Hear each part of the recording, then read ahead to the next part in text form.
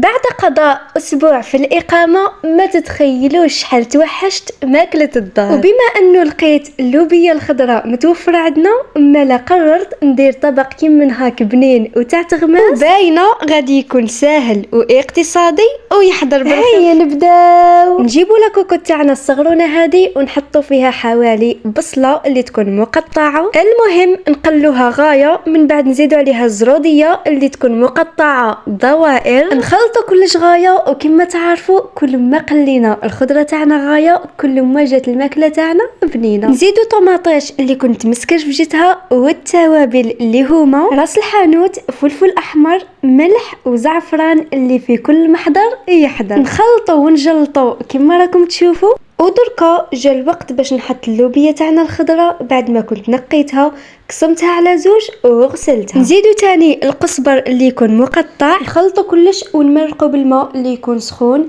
هكذا باش الماكله تاعنا بالخف طيب وما تديناش الوقت. نبلعو على لاكوكو تاعنا ونخلوها طيب. من بعد كتبدا تصفر هذيك الصفاره نحوها ونخليو كاع هذاك الهواء يخرج. المهم هذه زياده برك على بالي بلي تعرفوا كيفاش تتعاملوا مع لاكوكو. من بعد غادي نجيب كميه من اللحم المفروم نشكلهم على شكل كريات ونزيدهم للمرقه تاعنا. وفي الاخير نقول لكم نتمنى تكون عجبتكم وصفتنا نهار اليوم، ونتمنى انكم تكونوا استفدتوا. وما بقى لي غير نقول لكم صلوا على رسول الله عليه افضل الصلاه والسلام، وشاهدكم في الجنه بصحتكم.